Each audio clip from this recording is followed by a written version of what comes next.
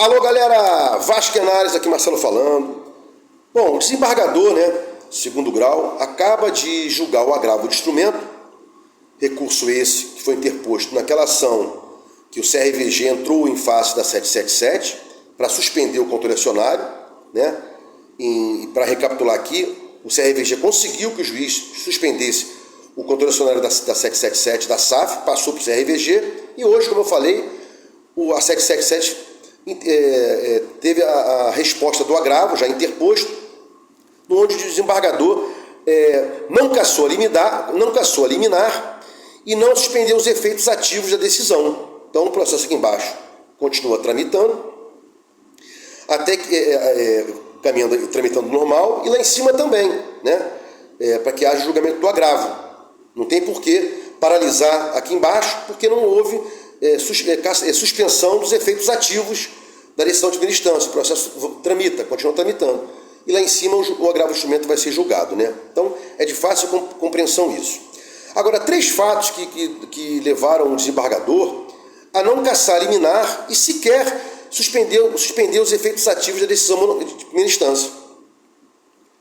Primeira, segunda-feira retrasada, a 777 ainda tinha um controle acionário. E nesse dia, nessa segunda-feira retrasada, vencia o direito de imagem não pago pela 777. Na quarta-feira retrasada, houve o agravo de instrumento, houve ação judicial, houve a liminar dada em relação ao CRVG, mas a 777 ainda continua com controle acionário, porque só há a passagem do controle acionário da 777 para o CRVG depois que o oficial de justiça vai lá intimar da decisão, não é uma coisa automática. Saiu no sistema, não, tem que haver intimação formal, E o oficial foi lá também pegar a documentação. O oficial foi impedido de entrar para pegar a documentação que o juiz de primeira instância quis, E, como eu falei aqui, com relação a 777, não tinha havido ainda intimação, as obrigações, ou a obrigação de pagar direito de imagem que venceu segunda-feira retrasada, era dela. E esse controle acionário só cessou do dia que o oficial foi lá intimar a 777 intimar oficialmente da perda do controle acionário. Então esse é o primeiro ponto. O segundo ponto é que a 777, depois que teve a liminar contra ela, rapou os cofres da Vasco SAF. No dia que o Pedrinho deu a coletiva, ele disse, não, tem dinheiro na SAF, não sei o quê, eu vou honrar com os pagamentos, blá, blá, blá, blá, blá.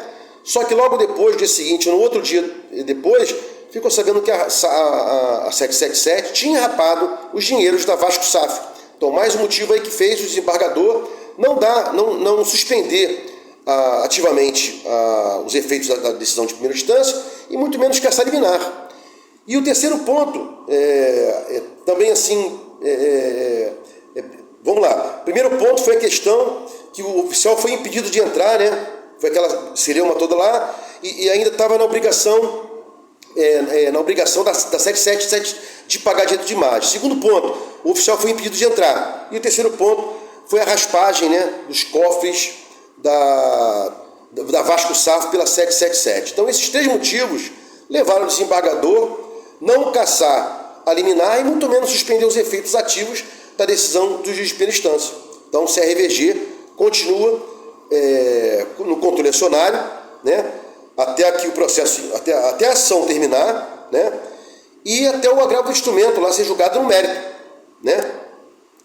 Esse agravo do instrumento, que hoje nele não foi cassada a liminar nem suspenso os efeitos da decisão de primeira instância, vai ser julgado e os processos vão tramitar concomitantemente, tanto no segundo grau quanto no primeiro grau, sem problema algum, E a Vasco SAF está sendo hoje controlada pelo Pedrinho. Então esse é o ponto-chave aí. E agora a gente tem que saber, como é que vai ser pago isso aí, o direito de imagem, salário, a questão das contratações, porque olha só, na decisão de primeira instância, que hoje saiu a decisão de segunda instância, mantendo a decisão de primeira instância, o que diz lá? que a SAF, que a 777, mesmo afastada do controle acionário da Vasco SAF, continua obrigada em fazer os pagamentos, honrar os contratos. Então, tem nada a ver uma coisa com a outra, né? E, como eu falei, como eles rasparam os cofres da Vasco SAF, o desembargador, em tese, um descumprimento da decisão de primeiro grau. O juiz disse que os contratos, que as obrigações tinham que continuar sendo pagas direitinho pela 777.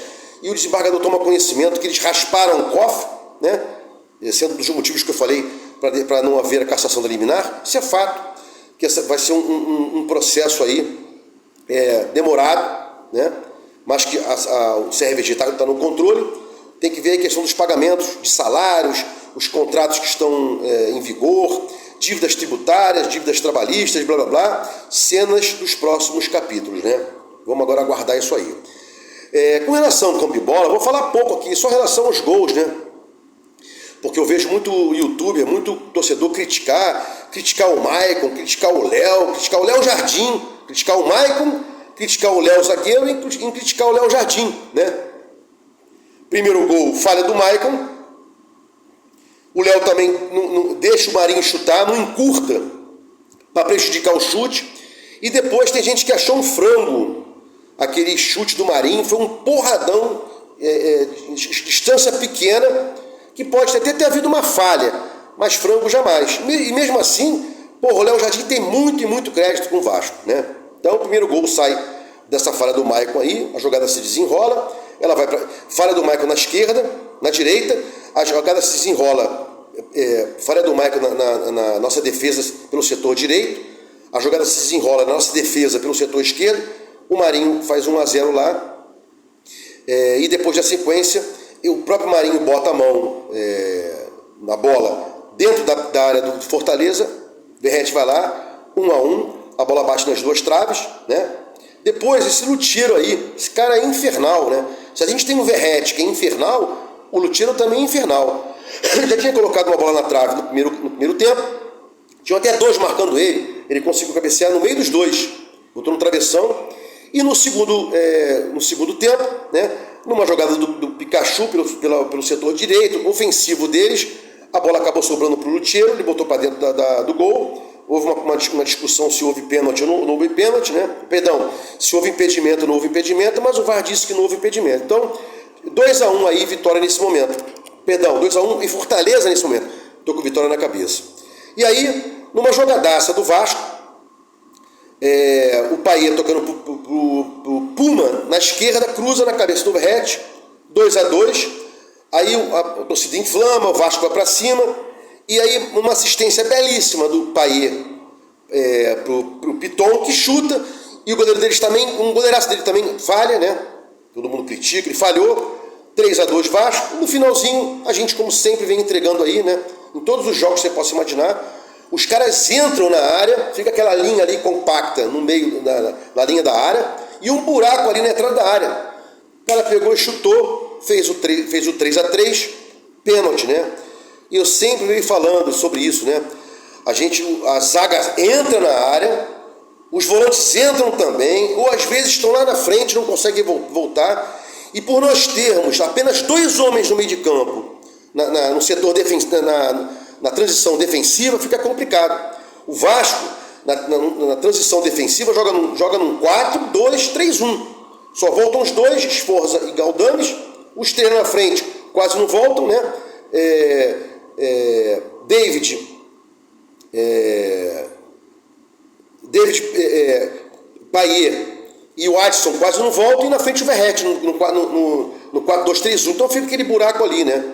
Então, sem me estender muito aí, fiz aqui um resuminho dos gols, né?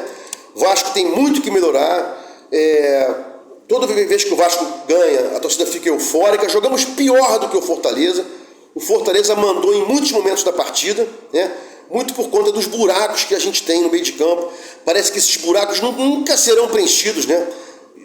Friso aqui, a defesa do Vasco sempre joga no 4-2-3-1, e quando tem apenas 2 no meio de campo para marcar, com os 3 na frente e o Verratti lá, bem mais na frente, ninguém marca ninguém, fica sempre ali um festival de jogadas dos outros times, né? Foi assim contra o Criciúma, 4-0, brincando, porque os caras subiam com 4, 5 jogadores e a gente só apenas com 2 na transição defensiva, né? Bom, vamos aguardar aí o Álvaro Pacheco, né? O Vasco ganhou aí 2 dias de folga, ganhou hoje e amanhã, vai voltar vai se apresentar só na sexta-feira, né? Aguardando aí a volta do Brasileirão, né? E também o sorteio da próxima partida, do próximo adversário na Copa do Brasil, né? Estamos mal, ainda temos muitas debilidades. Acho que a zaga poderia ter 3 zagueiros, né? João Vitor pela direita, que não sei porque saiu ontem que estava bem, o Léo pela esquerda e o Maicon aqui mais centralizado para pegar as bolas de cabeça, que ganhou praticamente todas ontem, a exceção daquela no primeiro tempo que o Lutira conseguiu cabecear na travessão, ou então ficar na sobra, né? Os 2 volantes ficarem mais assim próximos da zaga, para não ter aquele buraco, e esses 3 da frente, um tem que cair, um tem que voltar. O Vasco, quando jogava no 4-2-3 ano passado, tinha o Marlon e tinha o Peck, eles voltavam para recompor, ficava fácil. A gente está sem essa recomposição aí, né? Bom, amanhã solto mais notícias, talvez 2 vídeos, só consegui soltar um hoje por causa de trabalho e tal, né? Se gostou do meu canal aqui, Vasco Análise, dê um like, né? Sininho para receber as notificações, se inscreva, Vasco Análise, fique com Deus e até o próximo vídeo.